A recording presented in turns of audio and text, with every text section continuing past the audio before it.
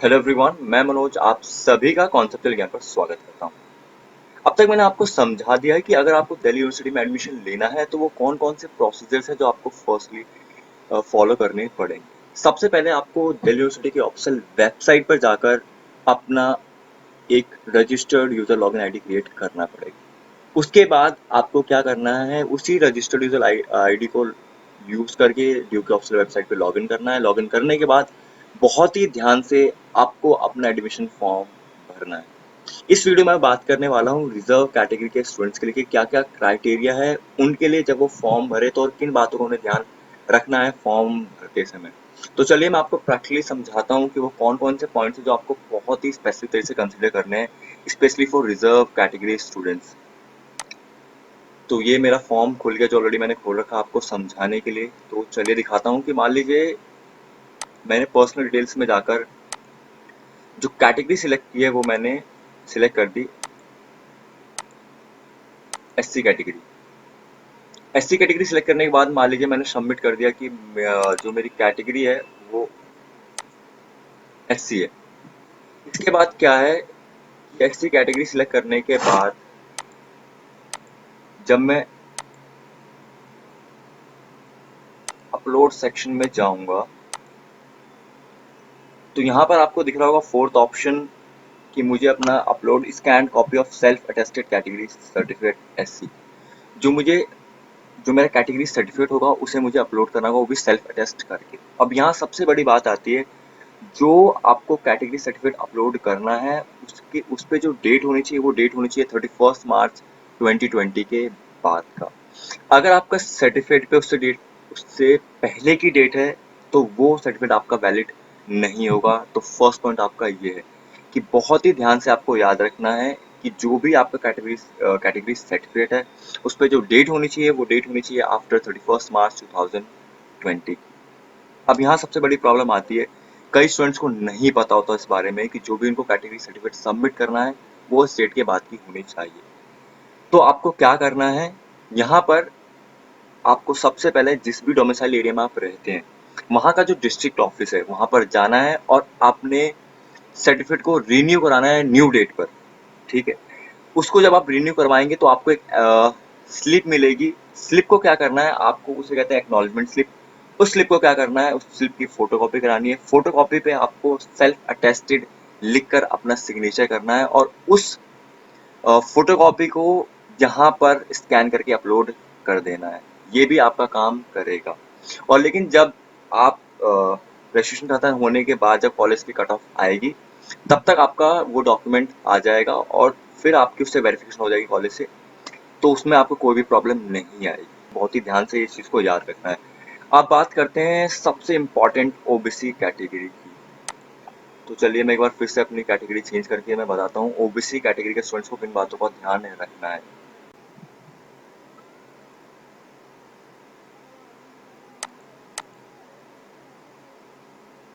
तो चलिए मैं अपनी फिर से कैटेगरी चेंज करके बताता हूँ ओबीसी कैटेगरी का क्या क्या क्राइटेरिया है।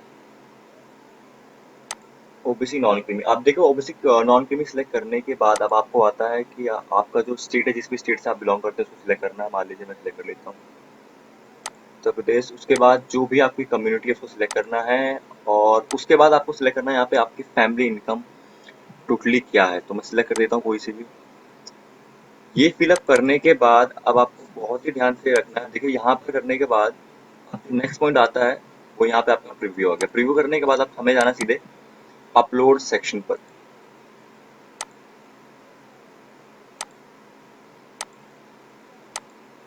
अब देखिए अपलोड सेक्शन में यहाँ पर फिर आ रहा है कि जो आपको सेल्फ अटेस्टेड कैटेगरी सर्टिफिकेट करना है। जिस तरह से एससी कैटेगरी के स्टूडेंट्स को अपना सर्टिफिकेट अपलोड करना था और वो जो सर्टिफिकेट होना चाहिए उस पर जो डेट होनी चाहिए वो डेट होनी चाहिए 31 मार्च 2020 के बाद की। लेकिन ओबीसी कैटेगरी के स्टूडेंट्स को ये एक बात बहुत ध्यान से याद रखनी है, वो ये है कि आपको अपना कास्ट सर्टिफिकेट बनाने के साथ साथ जो आपका इनकम सर्टिफिकेट है आपके पेरेंट्स का वो भी आपको बनवाना पड़ेगा। क्या होता है कि ये यहाँ पे आपको अपलोड नहीं करना पड़ेगा, लेकिन जब कॉलेज की कट ऑफ आएंगी और आप कॉलेज में एडमिशन कराने जाएंगे तो डिफरेंट डिफरेंट कॉलेज की डिफरेंट डिमांड्स होती हैं डॉक्यूमेंट्स को लेकर। तो कोई कॉलेज आपसे डिमांड कर सकता है कि भाई आप हमें आपसे इनकम सर्टिफिकेट चाहिए। तो चलिए मैं इसको आपको प्रूफ देता हूँ। प्रूफ के लिए क्या है कि जब आप बुलेटिन ऑफ इन्फॉर्मेशन डाउनलोड करेंगे इसका ऑलरेडी मैंने आपको बता रखा था फर्स्ट वीडियो में, बहुत ही इंपॉर्टेंट है कि आपको बुलेटिन ऑफ इन्फॉर्मेशन को पढ़ना है। तो ये पेज नंबर है आपका 61, जिसमें लिया है कि list of document required at the time of registration. तो यहाँ पर क्लियरली लिखा पड़ा है फोर्थ पॉइंट में ओबीसी स्टूडेंट्स के लिए कि income certificate for the financial year 2019-20 dated on और after 31st March 2020 is required, will be required. तो ये बहुत ही जरूरी है कि आपको अपने पेरेंट्स का इनकम सर्टिफिकेट भी बना के रेडी रखना है। देखिए, आपको अपनी तरफ से सिक्योर्ड रहना है ताकि इन फ्यूचर जब आप अपना एडमिशन कराने जाए किसी भी कॉलेज में और कॉलेज की डिमांड हो कोई भी डॉक्यूमेंट को रिलेटेड, तो आपको कोई भी प्रॉब्लम ना आए। तो ये बात हो गई 2 पॉइंट की। फर्स्ट, आपको अपना सर्टिफिकेट रेडी करना है। अगर मान लीजिए आपने नहीं किया है, अगर मान लीजिए आपका ड्यू डेट का नहीं है, तो कोई दिक्कत परेशानी वाली बात नहीं है। आप अप्लाई कर दीजिए, जो स्लिप मिलेगी स्लिप पे उसकी फोटोकॉपी करके सेल्फ अटेस्टेड करके यहाँ पे कर देना एक्नॉलेजमेंट स्लिप के अकॉर्डिंग। तो कोई भी प्रॉब्लम नहीं आएगी आपके रजिस्ट्रेशन को लेकर। इन फ्यूचर जब आपका कास्ट सर्टिफिकेट आ जाएगा तो आप कॉलेज एडमिशन टाइम उसको दिखा देना, आपका एडमिशन होने में कोई भी दिक्कत नहीं होगी। तो ओबीसी स्टूडेंट्स के लिए ये रिक्वायरमेंट है। और जो भी अदर कैटेगरी के स्टूडेंट्स हैं, मान लीजिए चाहे वो इकोनॉमिकली वीकर सेक्शन स्टूडेंट हो या भी जो भी कैटेगरी में स्टूडेंट्स आते हैं, उनके लिए भी सेम यही प्रोसीजर अप्लाई होता है। तो इन बातों का बहुत ही ध्यान रखना है आपको। और जो भी, फिर से एक बात बता रहा हूँ, जो भी डिटेल्स आप भरें वो टू द पॉइंट होनी चाहिए, कहीं भी मिस्टेक्स नहीं होनी चाहिए। अगर कहीं भी मिस्टेक होगी तो आपका एडमिशन कैंसिल हो सकता है। तो ऑल द वेरी बेस्ट, इन बातों का आपका ध्यान रखना है। और ये जो भी बात मैं आपको बता रहा हूँ ये मेरे पर्सनल एक्सपीरियंस है। मेरा फ्रेंड था जिसने ऐसा किया, उसके कास्ट सर्टिफिकेट से रिलेटेड कुछ प्रॉब्लम हो गई थी जिसके चलते उसको बहुत ज़्यादा भागा दौड़ी करनी पड़ी और काफ़ी माथापच्ची करने के बाद उसका एट लास्ट एडमिशन हो गया। इसमें सबसे बड़ी प्रॉब्लम आती है कि कई बार क्या होता है, स्टूडेंट्स का जो 12th के डॉक्यूमेंट होते हैं और जो उनका कास्ट सर्टिफिकेट होता है उसमें काफ़ी ज़्यादा स्पेलिंग्स की मिस्टेक होती है। कई बार क्या होता है कि हमारे पेरेंट्स के नाम के आगे मिस्टर लगा होता है हमारे कास्ट सर्टिफिकेट में, लेकिन जो हमारा मार्कशीट होती है उसमें ऐसा कुछ नहीं होता। तो ये जो वर्ड है मिस्टर भी इम्पैक्टफुल रहता है। तो कई बार क्या होता है, कॉलेज में एडमिशन होते समय वो कॉलेज का जो एडमिनिस्ट्रेशन है वो भी इसे नोटिस करता है। तो हमें अपनी तरफ से सेफ रखना है, अपनी तरफ से कोई भी गलती नहीं करनी है। और अगर हम अपनी तरफ से गलती नहीं करेंगे तो हमारा एडमिशन बहुत ही अच्छी तरीके से होगा। अगर मान लीजिए आपको फॉर्म भरते समय आपने कहीं पे गलती कर दी है तो कोई भी परेशानी वाली बात नहीं है, कोई चिंता लेने वाली बात नहीं है। ड्यू का रजिस्ट्रेशन एंड होने के बाद जो ड्यू है वो एक डेट फाइनलाइज करता है जिस दिन आपको मौका मिलेगा कि आप फिर से अपने फॉर्म को एडिट कर सकते हैं ताकि जो भी आपसे गलती हुई है आप उसे करेक्ट कर सकें।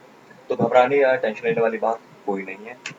तो ये सभी पॉइंट जो मैंने आपको समझाया इस बात का खास तौर पर ध्यान रखना है, याद रखना है। और अगर मान लीजिए आपने बुलेटिन ऑफ इन्फॉर्मेशन को नहीं पढ़ा तो मैं रिकमेंड करूँगा कि आप इसे जाके फिर से पढ़ें। इसमें सारी की सारी रेलेवेंट डिटेल्स दी हुई है, मैंने इसे बहुत ही ध्यान से पढ़ा है।